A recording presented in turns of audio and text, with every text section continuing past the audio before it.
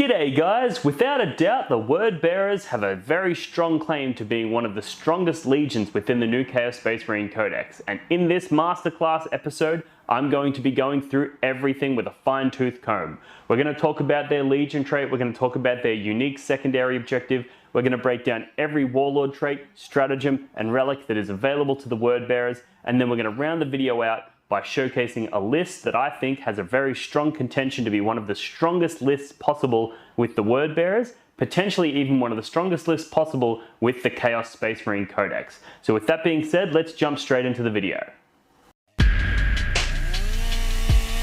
Look for the Blood God.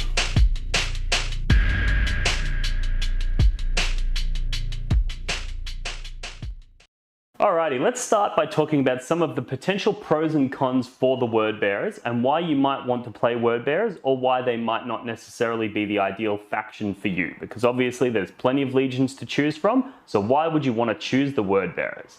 I think the first thing that jumps out is that they have a really strong Legion trait and a really strong secondary. So these are two massive pros for the Word Bearers.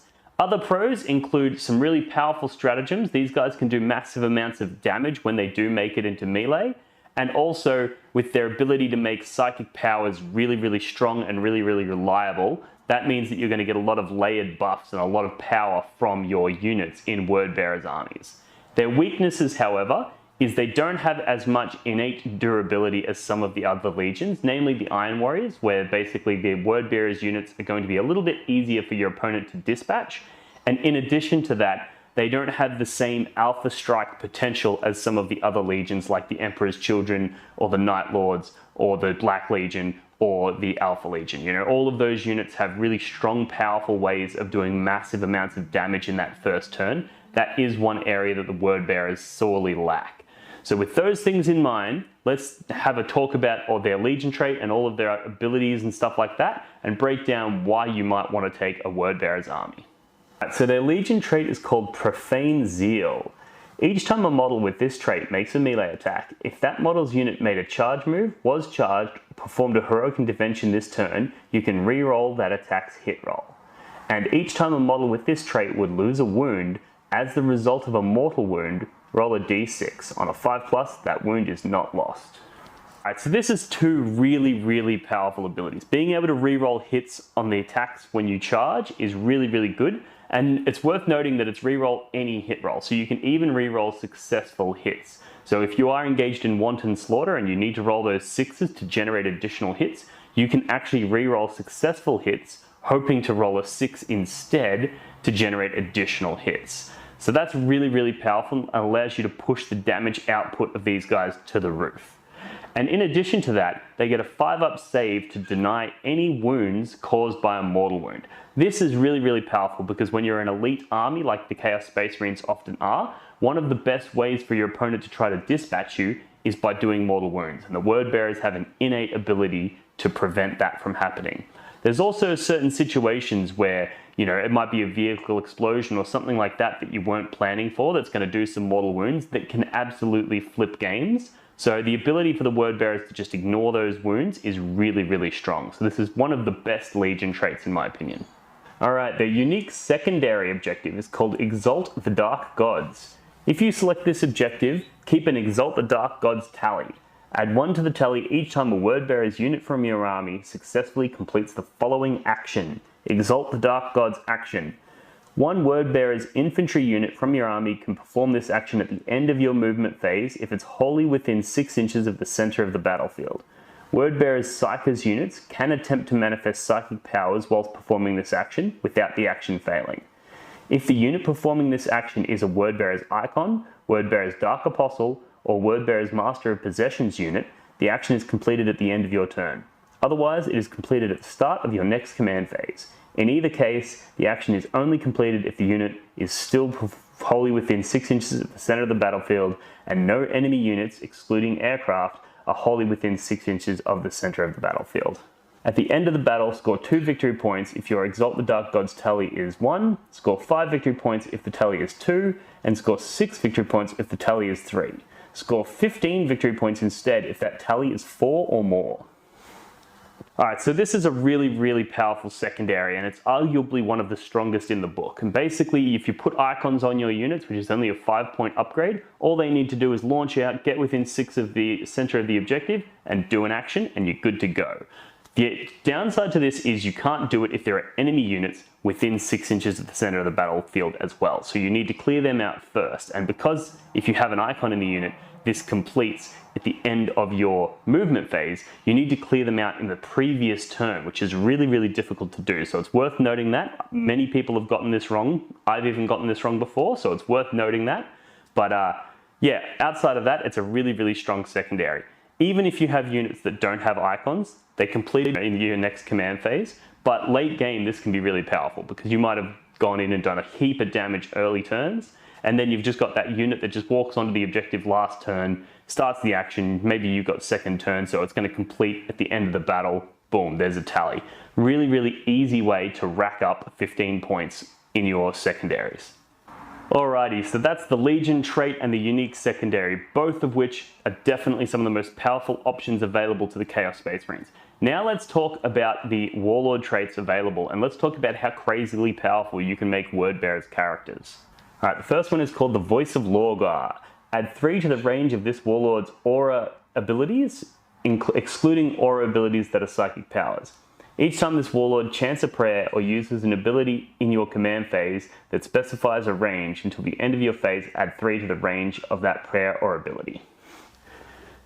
Alright, so this one's pretty cool. Being able to get bigger auras is always good. However, some of the other ones are so much more powerful and so much more useful that I think you'll never actually see this one be used in a competitive list. Exalted Possession. This Warlord gains the Demon and Demonkin keywords if it doesn't already have them. This Warlord has a 4+ invulnerable save against ranged attacks.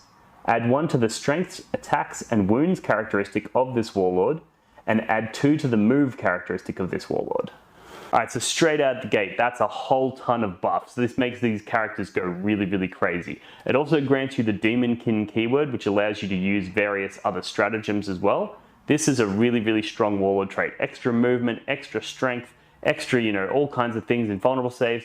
This one's definitely worth considering. Demonic Whispers. Each time this Warlord chants a prayer that is heard, completes an action or psychic action, or manifests a psychic power, roll 1d6. If the result is greater than the current battle round number, you gain 1 command point. Alright, so this one to me is almost an auto-include. It's going to cost you a CP to include it into your list, but as long as you put it on a character that's going to be doing some kind of action, you're going to get that refunded pretty much always in that first turn, and then you're going to start generating CP like crazy throughout the game.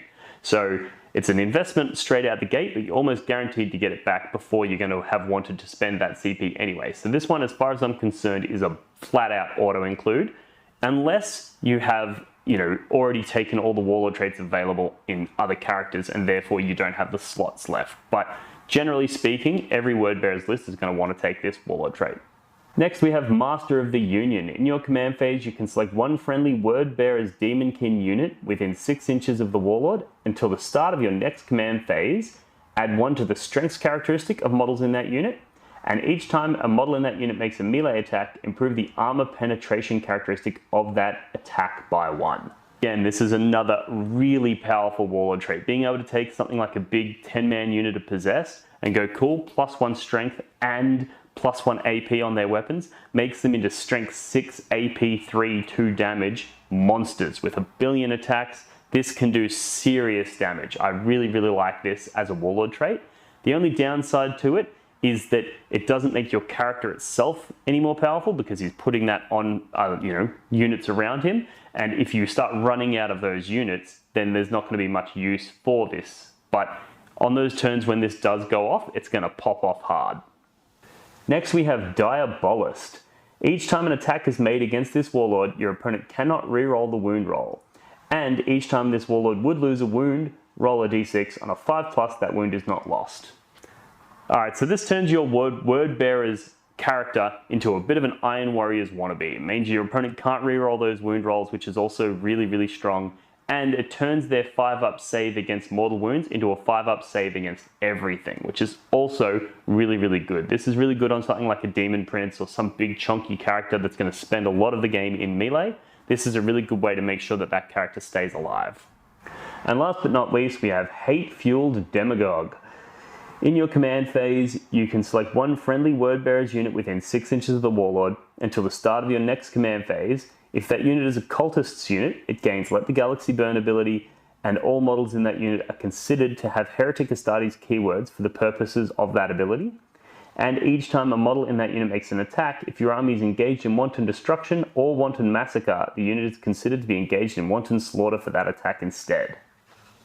This one's cool. Being able to get those exploding sixes on a unit earlier in the game is quite cool, and being able to, treat your cultists with Let the Galaxy Burn is interesting as well, because it's going to give them exploding sixes as well. However, I think of the 6 Warlord traits that have been presented so far, this one's probably one of the weaker ones, so as a result, I don't think you're going to see it in very many competitive lists. Alright, now that we've broken down all of the Warlord traits and some of the different things that you can do with your Wordbearer's characters, let's have a look at the Relics, because there's some really powerful stuff in here too. So the first one is called the Eightfold Cursed Crozius. So it's a Wordbearer's model with an Accursed Crozius, a cursed weapon, or power maul only. This relic replaces the Accursed Crozius, blah blah blah blah blah, with the following profile. It's melee attack, +2 strength, -2 AP, and flat 3 damage, and it has an ability. Each time an attack is made with this weapon, if the bearer is a priest model and the target is not a monster or a vehicle, a successful hit roll automatically wounds the target. Alright, so while this can replace an accursed weapon or a power maul, I think this is definitely designed to go on a Dark Apostle with his Accursed Crozius so that he can get those automatic wounds, which is a really, really powerful ability. There's tons of units in the game that are quite difficult to wound. Looking at you, Black Rune of Damnation Terminators, and various other units in the game as well. And this is a really good solution to that problem. He just goes in and just goes, cool, here's, X number of attacks, X number of hits, re-rolling hits because I'm a word bearer, and then they all just wound. Doesn't need to roll the wound at all. It's really, really powerful, especially on the Dark Apostle with an Omen of Potency, which I did a detailed breakdown video on this character specifically, which I'll link in the description, because he is an absolute beat stick monster.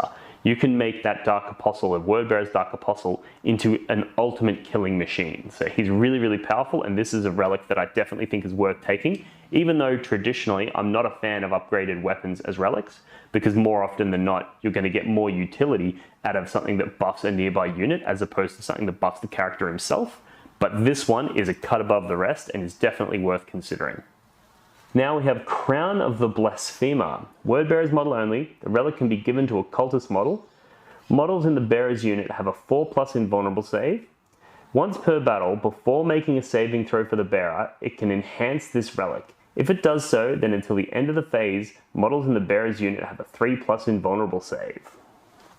Alright, so those once per game 3-up invulnerable saves is very, very powerful, and a 4-up invulnerable save across the board is also really good.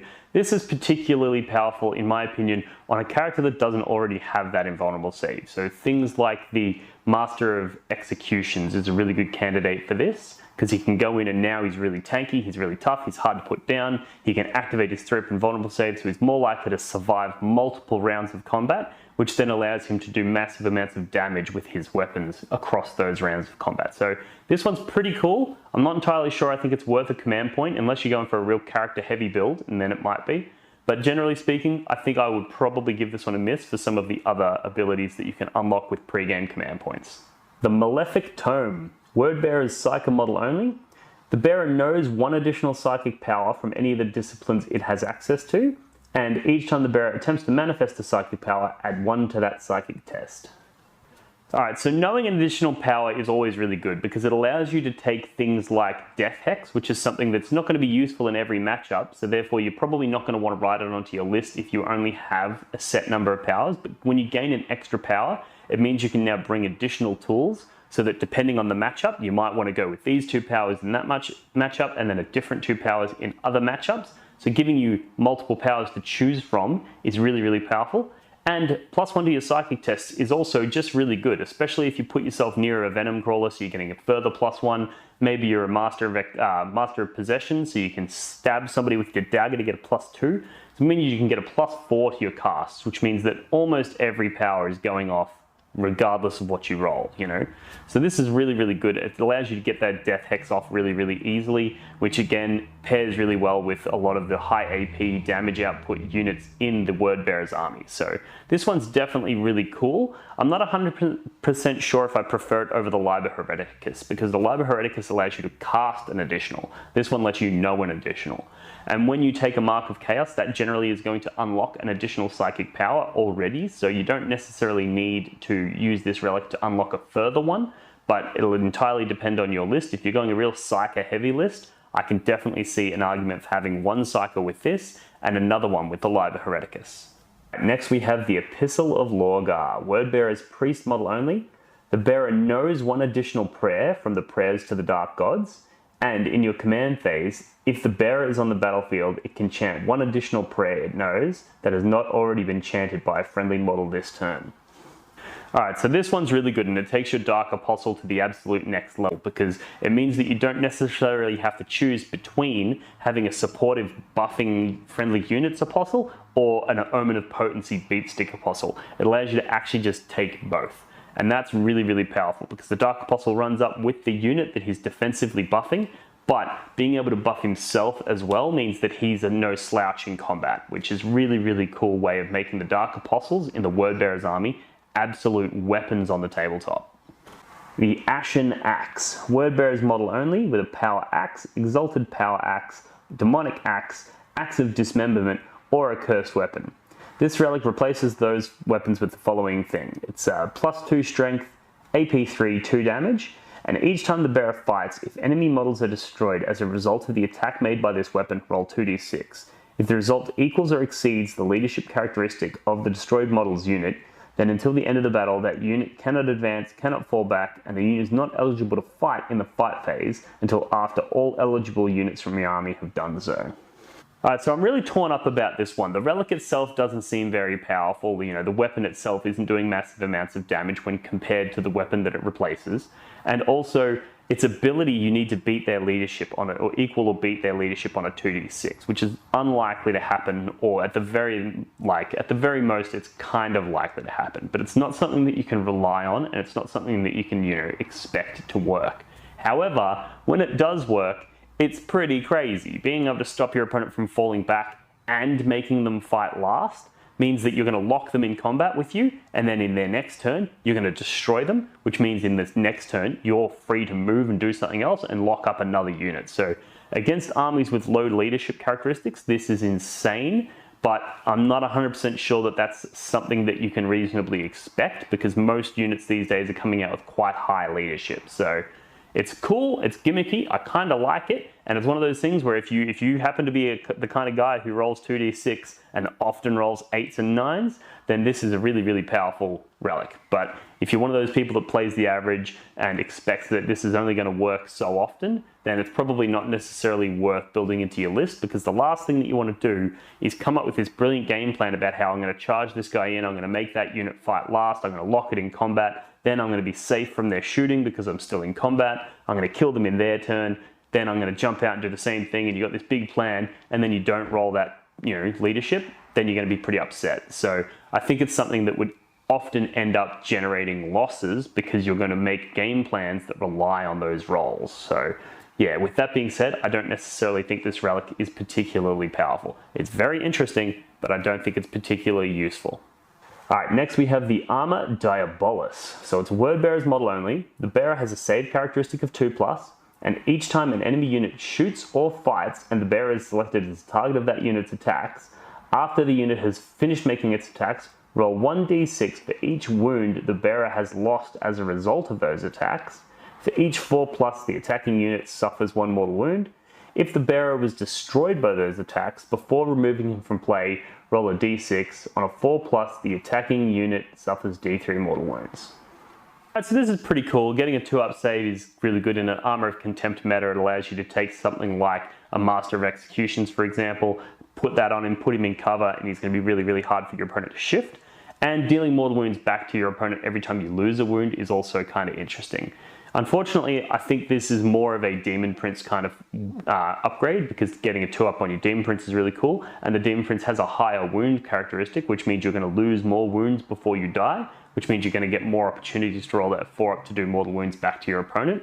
But that being said, I don't necessarily think this is the best way to go for a Demon Prince. I think given that the Demon Prince is a Psyker, he's probably better off taking one of the other Psychic buffs or one of the other traits and relics that are available to the Word Bearers. So this one's very cool, but I don't think it's the best option, so therefore I think other options are going to win overall. And last but not least, we have the Baleful Icon. Word Bearers model only, the bearer has the following ability. While a friendly Word Bearer's infantry unit is within 6 inches of the bearer, each time a melee attack is made against that unit, your opponent cannot reroll the hit roll, cannot reroll the wound roll, and cannot reroll the damage roll.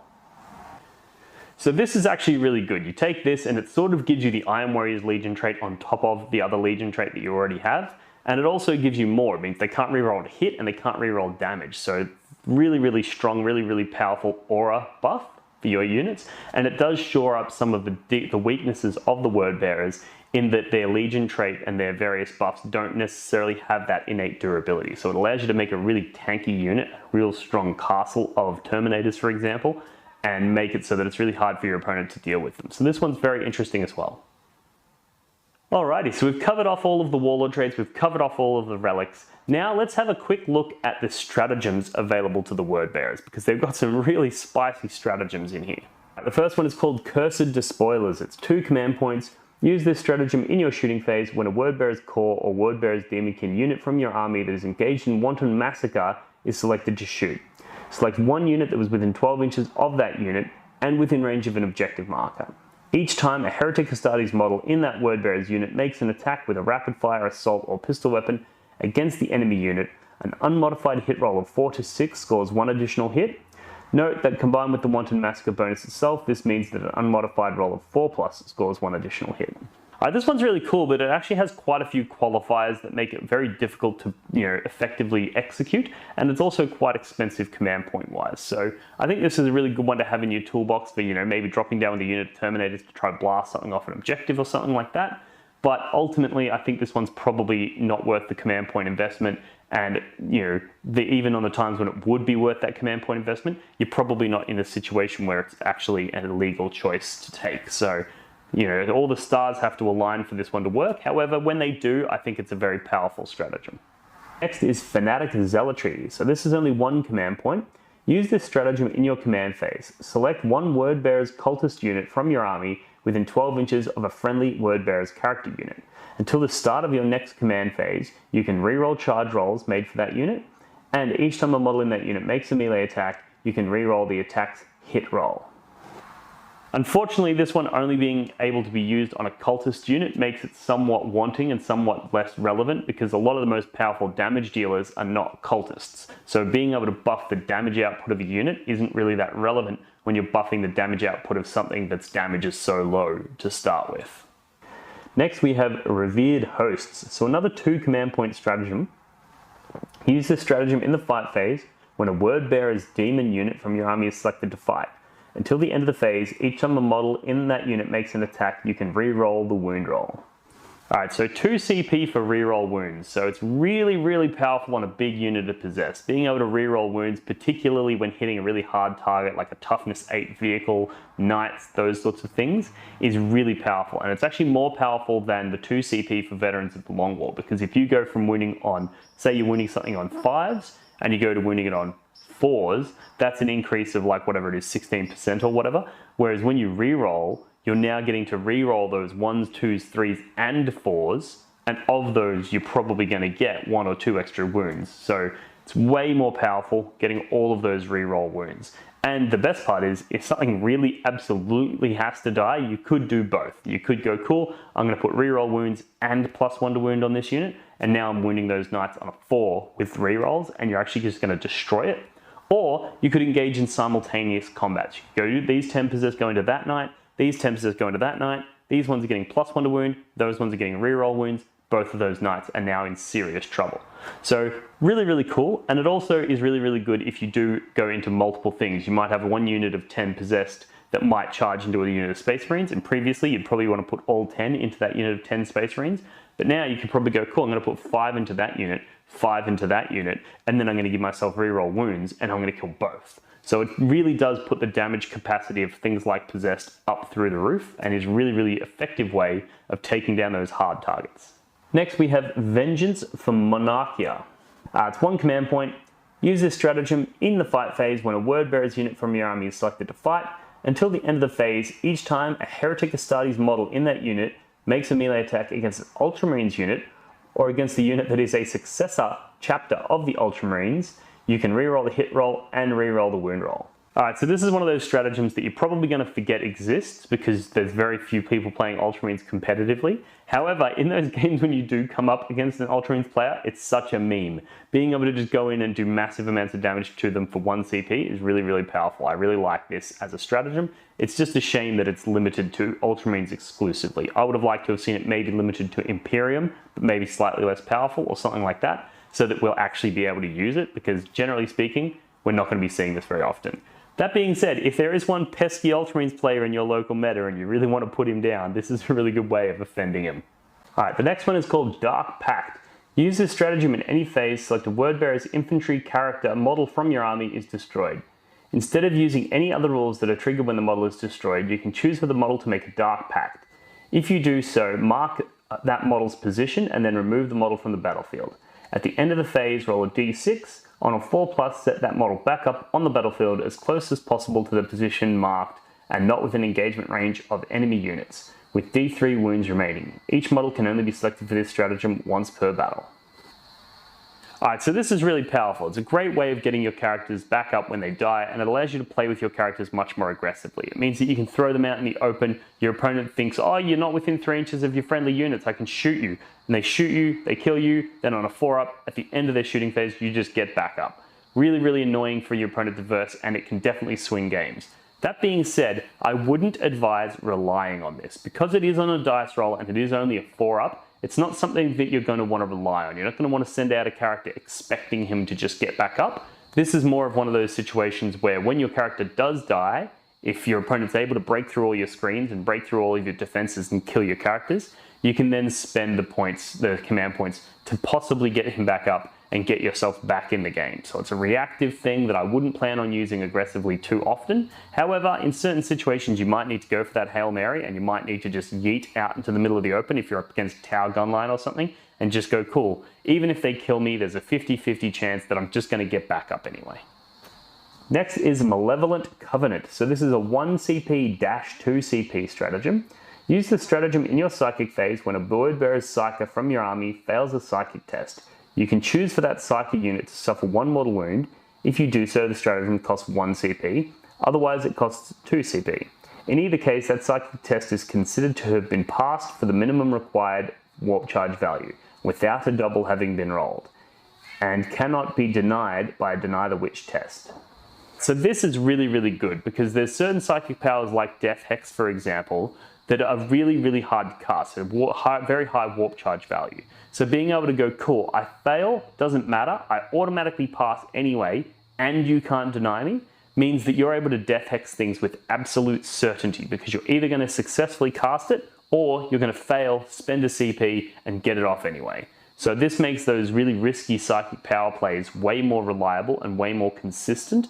And it also means that when you're trying to do things like your Psychic secondaries, maybe you're trying to do Mental Interrogation or Warp Ritual, it means that you're guaranteed to get those powers off as well. So this is a really strong ability that Word Bearers have access to. Next, we have the Apostle of the Dark Council. So this is a 1 CP stratagem that is a requisition, so you have to write this one down on your list. Use this stratagem before the battle when mustering your army. If your Warlord has the Word Bearer's keyword, select 1 Word Bearer's Priest model from your army. Add 1 to the leadership characteristic of that Priest model. That Priest model gains the following ability, Dark Council. Each time that model chants a prayer, you can re-roll the dice to determine if the prayer is heard. You can only use this stratagem once unless you're playing Strike First Onslaught, in which case you can use it twice. Alright, so the plus leadership isn't particularly relevant, but the ability to re-roll your chance is really, really strong, because there's nothing worse than when you set up your big buff unit that's going to go in, you put Illusory Supplication on them, that's the plan, and then you fail your illusory supplication, and now you've got that really, really powerful unit is vulnerable. So there's nothing more heartbreaking than when that happens. So being able to re-roll that is really, really good. That being said, chances are you're probably only going to be using illusory supplication once or twice, because you send in the unit, you put illusory on them, they do a whole bunch of damage, and then you get whittled down a little bit and it becomes less relevant as the game progresses. So chances are you're not really going to fail it that often, and when you do fail it, it's the chances of it failing and failing on a turn that's critical is quite low. So I could take it or leave it, but I think given the amount of other abilities that make command points really, really critical in a word bearer's list, I don't think this is one you're going to take very often. And last but not least, we have the Hexagrammatic Ward. 1 CP. Use this stratagem in any phase when an attack is allocated to a word bearer's model from your army. The damage characteristic of that attack is changed to 0. You can only use this stratagem once unless you are playing a strike force or onslaught battle, in which case you can use it twice. Alright, so again, this is a really, really, really useful stratagem to have in your pocket. And basically the way this is going to work is when an attack is allocated to you, which is after your opponent rolls to hit, after your opponent rolls to wound, they then allocate that attack to you, and then you would make your saves, etc. So being able to just go, actually no, I'm not going to roll my invulnerable save, I'm just going to turn the damage of that attack to a 0, is really, really strong. Now obviously if you've got a 2-up save and you're getting hit with something that's only AP 1 or 0, therefore you're going to get a 2-up save against that roll, you're not going to be using a Hexagrammatic Ward. However, things like the Silent King's pillars that shoot those big 6 damage shots, those sorts of things, you can be like, well, I don't want to fucking roll a 4-up invulnerable save to potentially take 6 flat damage. I'm just going to pop my Hexagrammatic Ward and nullify that damage straight out the gate. It is unfortunate that you have to do this before your opponent rolls their random damage. So if somebody's hitting you with like a melter gun at close range, you have to do this before they roll their d6. So there's a decent chance that you're going to be spending these command points to only save a couple of wounds here and there. But it is a really good way of making a unit really, really tough, and pairs really well with the Mark of Tzeentch to make those characters really hard to kill. So this is a very interesting stratagem, and I think you get a lot of use out of this in a word bearer's army. Alrighty guys, so there we have it. That's their Legion trait, their secondary objective, their Warlord traits, relics, and stratagems, all covered, my opinions on all of them. Let me know what your opinions are in the comments below. And we're going to round this video out now by talking about an army list. Now this is an army list that I recently used in a battle report against Iron Warriors. Now there's a few things about this list that I would change, and I'll go through those as we talk. So let's just have a look at the list that I ran, talk about some of the areas where it could be improved upon and those sorts of things. And then we'll have a conversation in the comments below about what sort of word bearers lists you have been running and what relics and those sorts of combos that you think are particularly useful. So with that being said, let's get into the list. Alright, so the list that I ran had a Demon Prince with wings. He had Golax the Decayed, Hellforged Sword, Mark of Nurgle, Warp Time, and Wings. And he was basically my solution to things like Abaddon the Despoiler or anything that's particularly difficult to wound. He goes in with that Golax the Decayed and does massive amounts of damage, given that he gets to reroll his hits, and any hit automatically wounds. Very, very strong combo.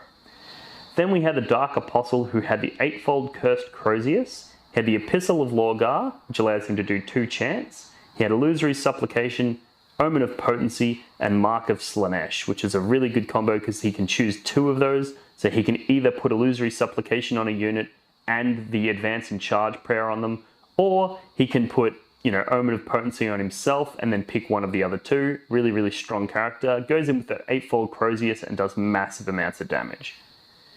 Then we had a Master of Possession with the Liber Hereticus, Mark of Slaanesh. He took Mutated Invigoration, Pact of Flesh, and he also gains Delightful Agonies for being a Master of Possession with Mark of Slaanesh.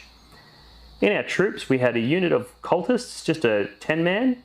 Then we had 2 units of Legionaries. One of them had Mark of Khorne and was 8 units strong, all chainswords, etc. One of them was a Undivided, which is a 5-man unit with bolt guns.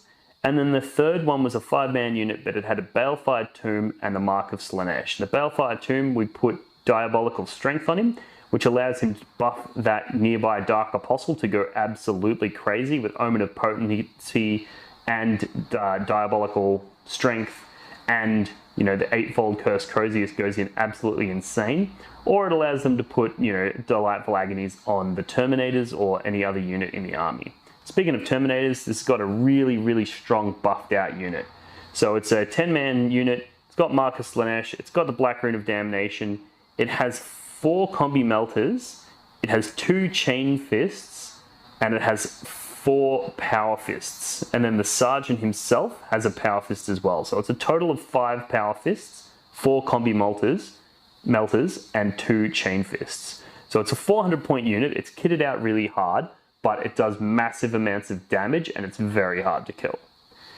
Then we have 2 units of Possessed, each with a Chaos Icon. These are really good scrapper units, they're really good at tying up opponents' small units, but they're also really good for that Word Bearer's secondary, because they got the Chaos Icon, they can go in there and trigger that ability within the same turn. Then we have 2 Chaos Rhinos, dedicated transports. These are for the Legionnaires, which is going to grant them extra movement, which allows them to also get into the center of the battlefield quite easily to do that secondary. And it also protects them, allows them to move around, and then the Rhino provides utility itself by being able to charge in to absorb Overwatch, being able to move block, being able to, you know, tie your opponents up in combat with something that they're going to struggle to kill if there's something small. Really, really powerful unit, the Chaos Rhino, one of the most underrated units in the Codex. And then we round the list out with Abaddon the Despoiler. Now, given that he has an aura of reroll hits, or a, you know, an aura ability to pick a unit, give him reroll hits, which is not particularly relevant in the Word Bearers because they have reroll hits built into them natively, but he's still a really strong scrappy unit. He allows him to reroll in shooting as well as in melee, and he's just a pain in the ass for your opponent to deal with, and it's really, really hard to put down.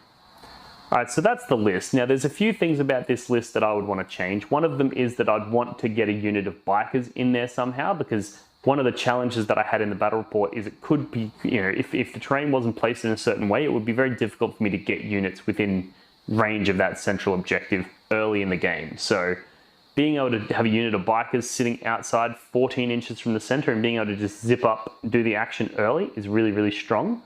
Other things are some of the relics. Like, for example, I didn't take the trait, or the Warlord trait that gives you the, you know, generating additional command points. And that's something that I absolutely should have took in this list. So there's a few things that I've learned through the processes of taking that battle report, through processes of running Word Bearers at various events. And yeah, this is definitely one of the things. But all in all, I think that list itself is really good bones. So if you want to take that list and then make tweaks to it here and there to suit your taste and suit the things that you're more interested in, it's a really, really strong list, and you can do that absolutely. Another way that you can change this list up is by swapping those Terminators out for Chosen in another Rhino. Because the Chosen, they hit harder than the Terminators do, and when they're inside a Rhino, they're actually harder to kill than the Terminators, because you need to kill a Rhino first, then you've got to kill the Chosen that come out. And especially because the Word Bearer is getting that 5-up Feel No Pain save against Mortal Wounds, if people try to pop your Rhino with Mortal Wounds so that they can then force you to disembark in, say, the Psychic phase, and then try to shoot you in the shooting phase, they're going to really struggle to pop that Rhino because you're getting those 5-up saves. So there's a few different directions that you could take this list. You could also go with the more Possessed heavy version, where you swap those Terminators out for a big unit of Possessed. The challenge there is you're not going to be able to get Delightful Agonies on the Possessed, and you're not going to be able to get things like Illusory Supplication because Possessed lack the core keyword. So there's a few different considerations to take in. There's lots of different variations on this list that I believe are all equally valid. You could take Abaddon out, you could replace him with a unit of Obliterators, for example. They've got the Demon keywords, so they get a lot of utility out of the various buffs that Word Bearers have. And they also, you know, provide ranged output that Abaddon doesn't provide. They, you know, they can do all sorts of things. You could take them in 3 units of 1 because we haven't taken any heavy supports in this list. So you could take 3 units of a single Obliterator, and that's really, really good for things like behind enemy lines, which is another secondary that you can, you know, lean into with the Word Bearers, because they can drop in, you know, easily. They're relatively small bases. They can fit in holes nice and easily. One of the other advantages of taking 3 units of 1 Obliterator is you can determine where you're going to allocate the shots from the 2nd and 3rd Obliterator based on the results of the first. Whereas if you have them all in 1 unit of 3, you have to allocate all 3 simultaneously and then resolve all 3. Whereas if you take them 3 units of 1, you can go, cool, this first one is going to shoot into that unit of, you know, 5 Eldar Rangers, and if you're like, he'll probably kill them, so you know, normally you'd probably just go heal into that one, these two into something else. Whereas if he shoots that and doesn't kill it, you can now go, okay, well, cool, that second obliterator is going to go in and the third one's somewhere else. So it allows you to make more decisions on the fly, which is really, really powerful. And I think the obliterators are a really strong choice in a word bearer's army as well. So lots of things to consider there. I would really like to hear what your opinions are on the word bearers. Let me know in the comments below, and let me know which legion you'd like to see me do next in this masterclass style. We've done Emperor's Children, Night Lords, Alpha Legion, World Eaters. I think that's it. Oh, Creations of Bile. So we've got a couple left to go. So let me know which one you want to see next. And yeah, thanks for tuning in as always, and I'll see you in the next one. Cheers. Look for the Blood God.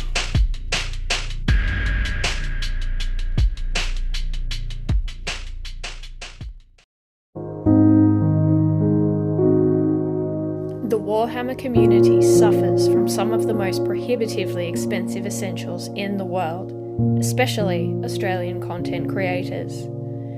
Every single day, Dean wants to create content, but he can't.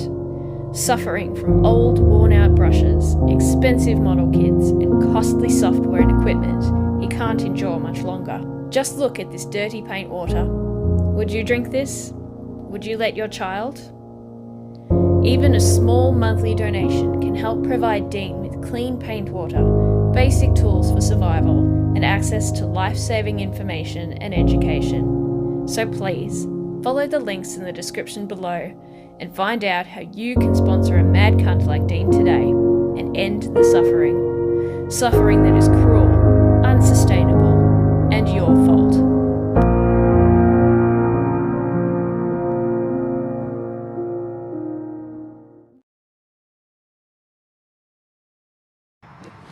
Do your objective markers ever get lost behind terrain or other models and become difficult to see? Do they ever get bumped and accidentally moved during a game? And do they ever spark arguments about distances? Well, not anymore.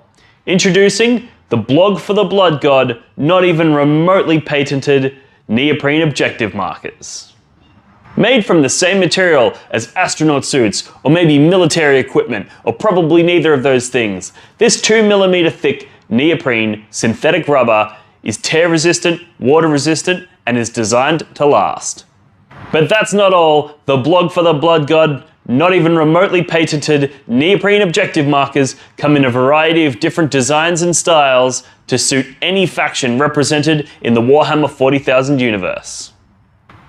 These objective markers are a perfect gift for yourself or a friend, and are a perfect way to flex and show your opponent that not only are you a smarter, cooler, and better 40k player than them, but you also have more disposable income than they do. For the low price of $25, you'll get not one, not two, but 6 neoprene objective markers, perfectly designed for 9th edition Warhammer 40k. But wait, there's more. For a limited time only, people who sign up on Patreon to support Blog for the Blood God as a Skull Champion tier $5 per month member will gain access to a custom design service where I will design a unique logo to support their gaming club, like the one I did to the left here for the Potato Farmers local gaming club here in Melbourne. Follow the links in the description of this video to pick up your set today.